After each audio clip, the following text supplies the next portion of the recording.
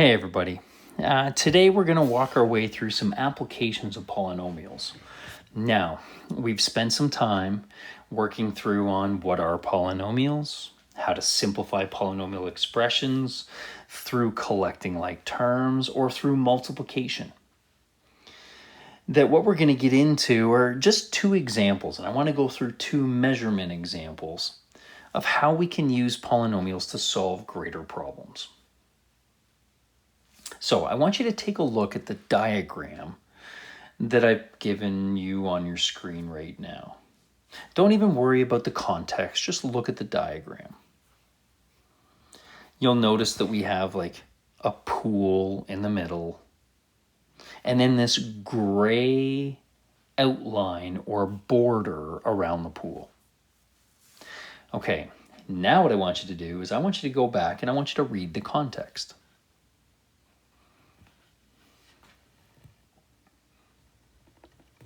And so we should be good then that gray portion represents a walkway. There's our cement walkway around a pool. So now let's just take a look at the problem together and see what the problem's asking us to do.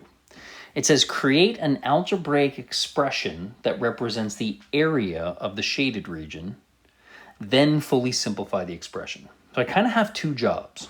Build an expression that represents the area of the shaded portion, then I have to simplify. So let's start off with that first part. I'm just going to highlight that in purple. We need to create an algebraic expression to represent the area of the shaded region.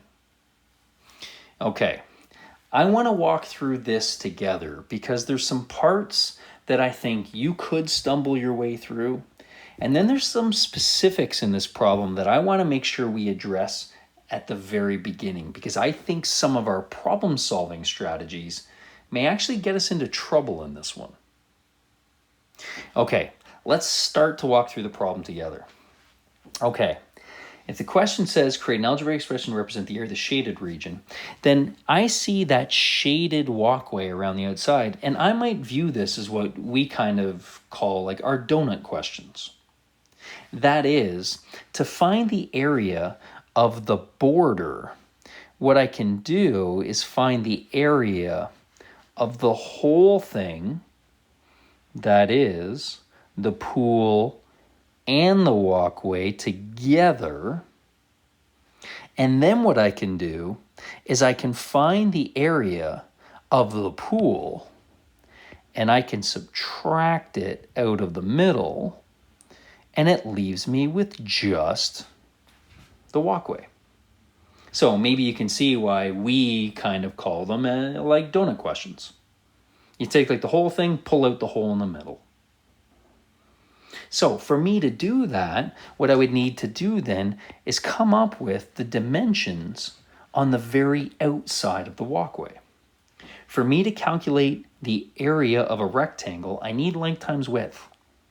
So what that tells me then is I need, at some point, to be able to come up with the length of all the way across the bottom and the width of all the way up the side. So that's what I'm going on the hunt for. I'm going to ask you now, take a moment as I try to erase all of that, and I want you to go ahead and try to come up with expressions to represent all the way across the bottom and all the way up the side. Okay, let's pause it now. Okay, we're back. So what I'm going to do is I'm going to work my way across the bottom side of the pool. And I'm going to try to come up with, well, what would that dimension be to go all the way across the bottom? Well, to go all the way across the bottom, I would have to go, and I'm just going to take out my straight edge. I need all the way across. Okay, so how can I make up all the way across? Well, if I scan up onto the diagram, I notice that I can deal with this dimension. From the outer edge of the pool, of the walkway to the outer edge of the pool, that's 7 units. So I can take that 7 and I can add it to, now all the way across the middle, So the length of the pool, if I look down, that's 2x minus 1 units. So I can add that to the 2x minus 1. And then the other side of the walkway I see is 7 units. I could add all of that up. Now, for us to take a look, that whole dimension would be my 7 plus my 2x minus 1 plus another 7. That is an unsimplified expression. And what I really want to do is I want to clean it up. So I'm going to collect like terms on that. And I notice that I have a 7 plus a 7, that's 14. Subtract off my 1 is 13. I could write it as 13 plus 2x, and there is nothing wrong with writing it that way. This isn't a final answer, so there's no rules about what order I have to put terms. However, I want to get into the habit of writing that in standard form, and I can make that pretty common. So I've got my 2x plus 13 is all the way across. I'm just going to erase how we got there so I can have a bit of a neater diagram. That also tells me then what I can do is I'm going to erase all of my way across that diagram. Now, I don't like where my 2x plus 13 is. I'm just going to move it a little bit. And now I'll get rid of that extra one I just made. And there we go. I like my diagram. Okay, if we were stumped a little bit as to how to get a dimension, I just walked through how to get one of them. So this is an opportunity to pause if you were stumped and then work your way through. Pause if you were stumped and then work your way through how to get the dimension going all the way up the sides. Okay, hopefully we can build our way to it. And so if I was to go maybe top to bottom, I notice I have to travel x units. Well, maybe I'm getting a little bit better at this, and I look down all the way to the bottom and I see that I have x units. And then to work my way across the pool, I can find that dimension on the left. There's a 12. So what I have is an x, a 12, and an x.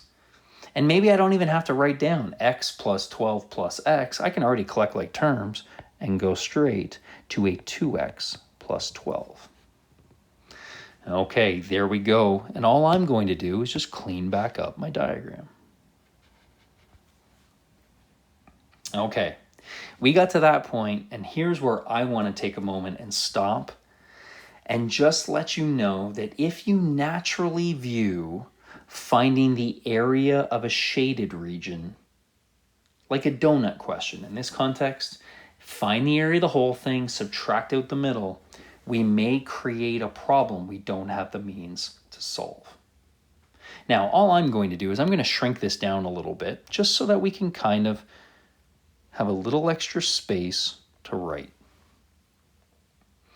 If we were to view this then as a donut question, which means we want to now calculate the area of the whole thing, then that tells me that I need to calculate the area of a rectangle, which is length times width. And so if I take my length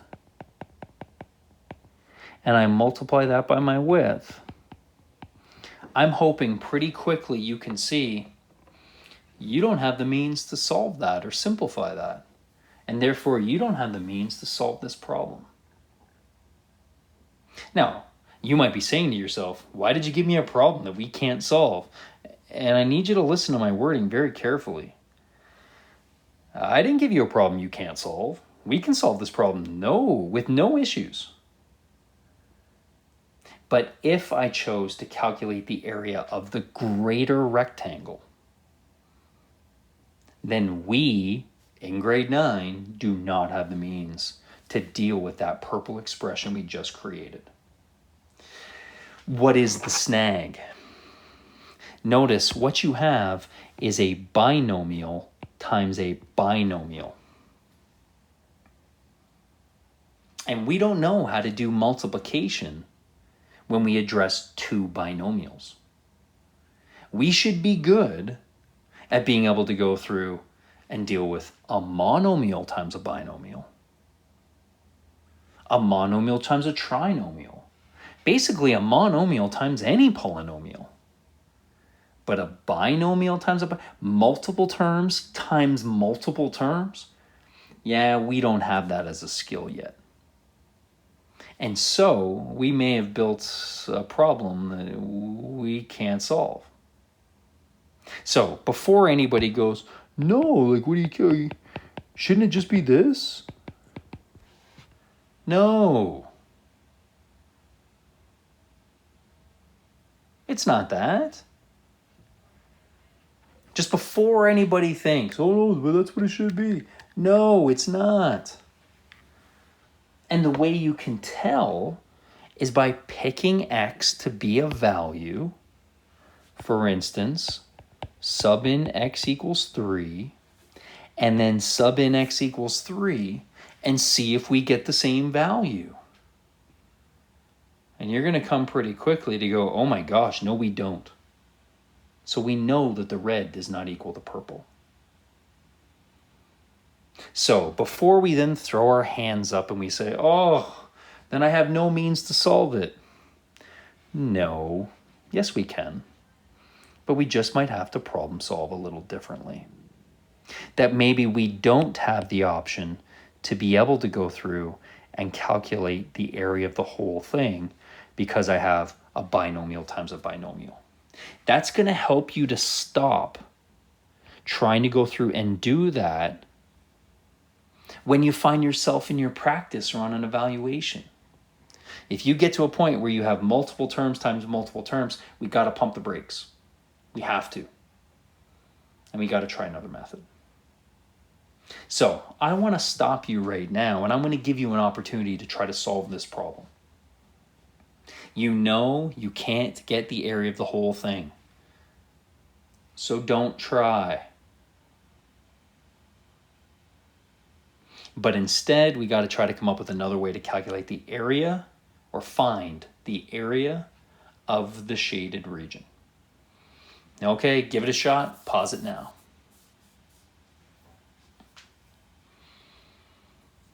Okay, we're back. So I think if you were able to come up with a solution to this, I think you were doing great. That I would throw this problem into a doozy of a problem. Like, I think this would be a stumper problem for us. This would be at the high end of problem solving for this second unit. Okay, how could we deal with it?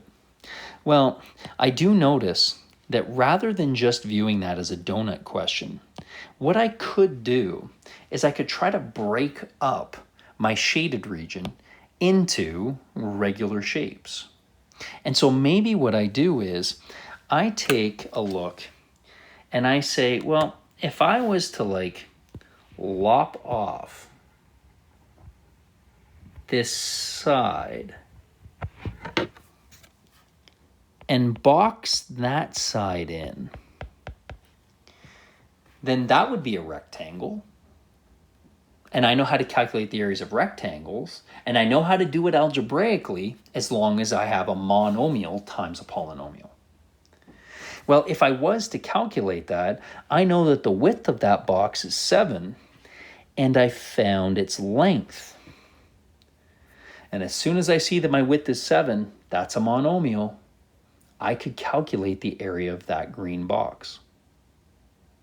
Now, maybe just as important, and maybe more useful, or just as useful, I should say, I would have the matching rectangle on the other side. And so what I could do is I could say that my area is going to be 2 of those green rectangles. Okay, so then that means, how do I calculate the area of a rectangle? It's length times width. So my green rectangles would be 7 times my length of 2x plus 12. And so what you can see then is my 2 in purple times my green, the area of the green rectangles. Okay, well, what else do I have? Well, I now have those long skinny sections on top and bottom.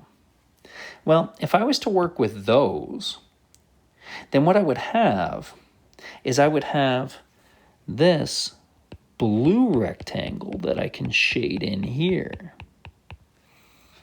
Okay, well, what are the dimensions of that blue rectangle?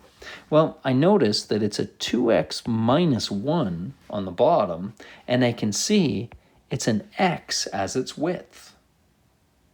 So if I had to calculate the area of that rectangle, it would be x times 2x minus 1. And just as before, I have a matching rectangle of the same size down below. So what I could do then is add to that my two rectangles that are a width of x and a length of 2x minus 1. Now, you'll notice that in that last term, I wrote the width first. Well, I hope that we're comfortable that the area of a rectangle is one dimension times the other. It's length times width, and it doesn't matter what order we multiply. You'll notice that that blue form that I just wrote down maybe looks a little more normal, usual, because as mentioned before, we tend to put monomials at the front of a term. Okay, we get down to that, and I'm hoping that we're good. And you guys could now view that as just an algebra expression, and I'm going to go through and I'm going to simplify it. For anybody that struggles to get to that line, I'm going to recommend for you to write down a different sort of statement. I think you might find it to be really useful. That up here, what I'm going to write is basically what I'm going to do as a problem. I want to find the area of that shaded region. That what I can say is I've got two of the green rectangles, and I need to add to that 2 of the blue rectangles. And I think by me including that, I might now have some people that were a little stumped how I got my expression, that you can now see where all of those parts, components of my expression come from. Okay, we want to get to the point now where the rest of this problem, the, fully simple, fully simplify portion almost starts to become like I get to shut my brain off. That is, we've expanded brackets, collected like terms so many times, you can almost do it without thinking. That's where we want to get to. So I want everybody to pause the video and be able to see, okay, can you expand your brackets, collect like terms? Okay, let's pause it now.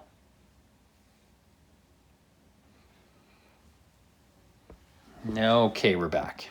So I'm going to go through now and I'm going to do the red. I'm going to fully simplify. For some of us, this might be a bit of a comfort line that we may like to include. I'm going to multiply my 7 times my 2 and get my 14. And I'm going to write it down. Maybe rather than expanding the 14 in right away. Maybe the same thing on the second term. I'm going to take my 2x and I can see what I'm going to expand in there. That red line is never needed, but I would bet and say that it's going to allow you guys to avoid some risk for mistake, especially early on. Okay, well now I just have some brackets I need to expand.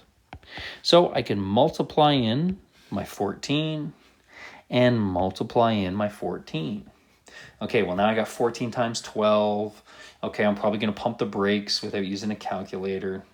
So 14 times 12 means I have 10 14s, which is 140. I got 2 more 14s, which is 28. 140 plus 28, there's my 168.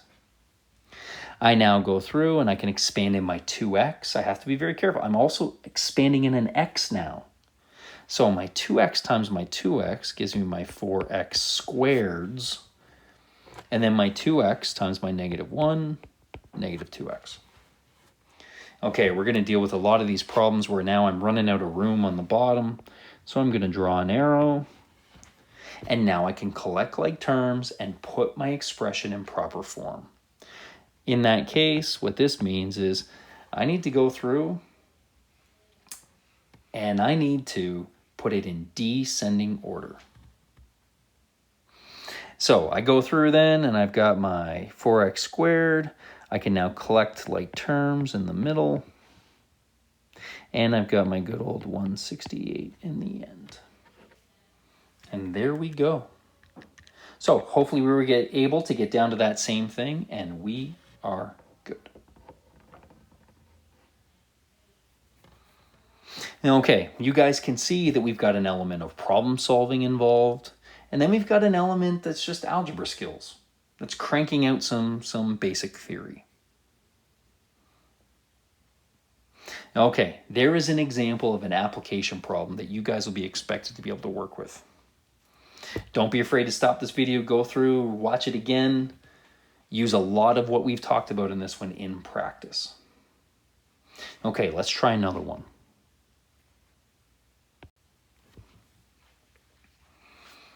Now, okay, as we look at the diagram that I've given you here, some of you guys are going to have a freak out right off the bat because now I've just thrown in curved portions. Yikes. That means we've got portions of circles. Oh no.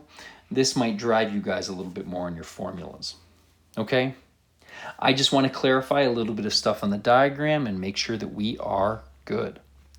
That 3x squared at the bottom left of your diagram only runs that distance. The 2x plus 5 on the very top only runs that distance. And so what you need to do is you need to come up with the perimeter of that shape. Okay, I want us to try to go start to finish. Treat this one like a stumper problem and let's work our way through it. Okay, here we go. Solve the problem. Pause the video now. Okay, we're back. So I'm just going to give you a little suggestion when we deal with perimeters of some shapes. And this is just me being a teacher who's seen students try to do this over the years and some common mistakes that they may make. One of those mistakes is missing sides or double counting sides. And so I think what can be useful at times is to go through, when you're asked to find the perimeter, we know perimeter is distance around an object, pick a starting point. Like I might look at that diagram and I might say, this top corner that I just put the big X on, that is my start. And whether you guys almost want to go back, like I'm going to have some of you guys that might go, like, I'm treating it like the good old mazes maybe that you used to do as a kid or still kind of plug through on. Like I might say, okay, there's my S. That's my start. And now all I'm going to do is I'm going to rotate my way around that shape. If I start to go to the right, then for me to come up with the perimeter, I know that I have to travel however long 2x plus 5 is. And if I do travel to that, then I get to this point. And here becomes my first snag. Now, what I need to do is I need to figure out how long is that arc length. Okay, so we're working our way through a problem. How do we now hop out of a problem to go on problem solve? Well, what I'm going to tell you to do is just draw an arrow way over here, maybe up, and what I'm going to tell my reader is I'm hopping out of my solution. Because I need to go on the hunt for something, I need to find something. And I need to find that arc length. So I'm going to jump in and start finding the arc length. Well, I know that that arc is a part of a circle. And I'm looking for the length of the arc, which means I need something to deal with the circumference of a circle. Okay, this might have been our first snag. Maybe we didn't remember what the formula was for the perimeter of a circle. Okay, my perimeter of my circle is either pi d or 2 pi r. It's either pi times the diameter or 2 times pi times the radius. Now, we should be good that the diameter is the distance across a circle through its center, And the radius of a circle is half that distance from the center to an edge or from an edge to the center. So both of those being formulas for the perimeter should make sense. Okay, so which one am I going to use? I tend to just use the version that relates to the information in the problem. And what we might see then is this line that comes down here is actually the diameter of my circle. Now, I don't see its dimension labeled, but if I look over to the left, I see that it's 4x squared units long. So I know that it has to be 4x squared. There is my diameter. So my perimeter is pi times 4x squared. And this might look a little weird, but this would be the way that we would actually write that. Now, keep in mind, pi is not a number. It's an idea. It's the ratio of a circle's perimeter to its diameter. Now, we might treat it as if it was a number, and some of us might just treat it as if it was its approximate, 3.14. But pi is so much more than that. And as you progress your way through your high school math, you'll examine a lot of that stuff. What I want to do is I want to keep it as 4 pi x squared. Now, why do we write it that way? Because we can treat it like it's got some sort of properties like a value. And so really the entire coefficient on your x squared term is 4 pi. So if I was to ask you, like, how many x squareds do you have? You would say, I have 4 pi of them. 4 pi x squareds. Okay, that is my distance as if that was a full circle. What I need is I need a half a circle. And so what you can do then is you can say, therefore, my perimeter of my half circle, and just be careful how we draw that diagram, but my perimeter would then be 4 pi x squareds cut in half. So divide by 2. And when we clean that up and simplify, we're going to get 2 pi x squareds. Now, for some of us, we would have been really comfortable doing the semicircle, the half circle arc length, right off the bat. And what we could have done then is we could have just said that the perimeter is pi d divided by 2 at the very beginning. Okay, we found out that arc length. So what we do is we just draw an arrow back, because now my reader can see where 2 pi x squared came from. Okay, that gets us all the way down to here. And now we just keep rotating around our shape. Okay, I need to add on all the way across the bottom. Well, maybe right now I notice, hey, that distance is the same as what I have on top. So there's another 2x plus 5. Okay, that takes me all the way across that bottom until we get to the bottom of that little triangle, that 90-degree marker. That gets us to here. And I just keep going. I now add on my 3x squared at the bottom of the triangle. That gets us to this bottom left corner. And the only thing we need now to finish off the problem is what's the length of that diagonal. Okay, that's something that we need to go find. Okay, shoot, how are we going to find that? Well, it happens to be one side of a triangle.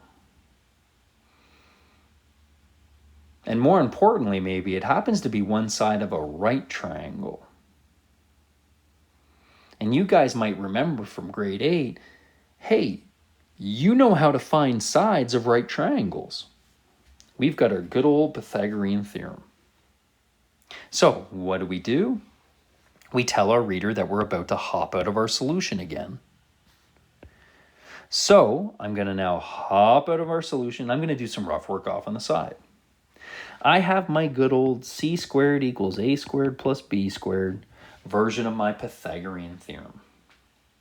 I am looking for the hypotenuse because I am looking for the side opposite the right angle, and I know that that's my longest side, so I'm looking for c squared. I'm looking for c. That means that my other two sides are my a and my b, so plug them in any spot. My a might be 3x squared, and my b might be 4x squared. So I made a substitution in. I'm going to sub those in brackets to maintain my operation. Okay, now I'm going to work my way through this. So my c squared is going to equal, well, I now need to square a monomial. That means I square all parts of it. Square the 3, square the x squared. Now I do the same thing in the next. Square the 4, square the x squared. Okay, now I can collect like terms on the right side because both of those terms are x to the 4th terms. 9 plus 16 is 25 of them, 25x to the 4th.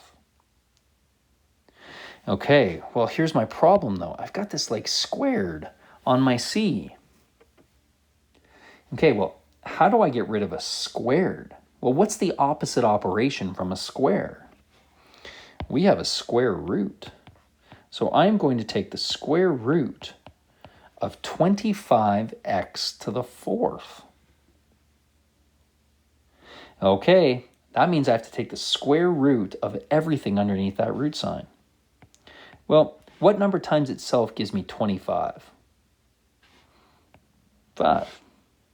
And what number times itself gives me x to the 4th? So what times itself gives me x? That's an x squared.